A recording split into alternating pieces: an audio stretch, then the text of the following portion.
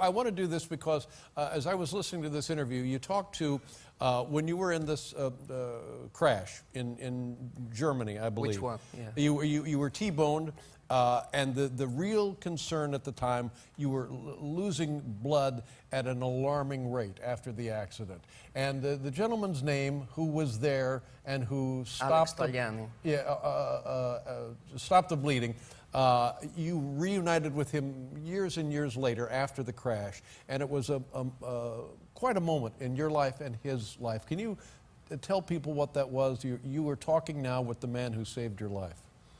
Well, it actually happened a year and a half after the accident.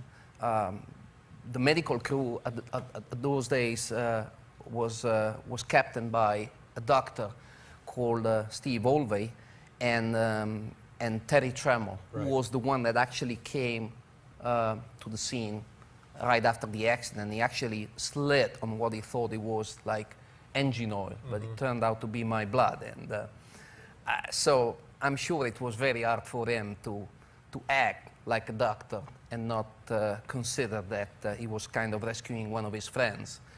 So a year and a half after that happened, I went to Canada to watch one of the IndyCar races, and I got to see him, and after a little bit I went to the medical center and I said, "You want to see how the situation fixed up after the time?" And he said, "Sure." And I took my prosthetical legs off, and he just broke down in tears. And he said, "Alex, you don't understand this, but I mean, to see you laughing, cheering people, and being the same guy you were for me, I mean, it's just going to make me sleep tonight, because I haven't slept much in the past year and a half. It wasn't easy for me to overcome what had happened." So in one blink of an eye, I basically understood what it meant for a lot of people, not just him, what had happened, because I was sleeping, you know, all the way. And when I woke up, I just felt so happy for having had the opportunity to carry on with my life. But that's the way I am, you know, and I'm no good, no bad for that. That's the way I am, and luckily, it is the way I am. It's remarkable, because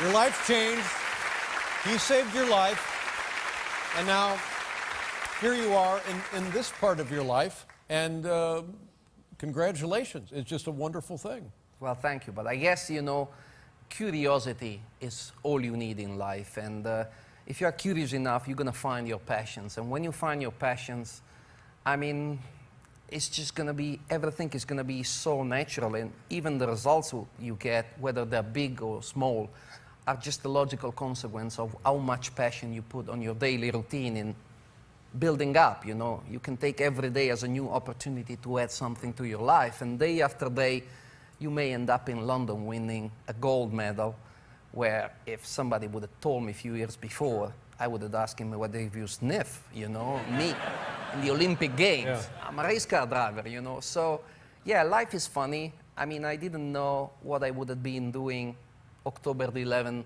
2014 on January the 1st, 2014. So you just have to go for it whenever it's possible without, you know, letting this dominate you. But if the opportunity is available, why shouldn't you try?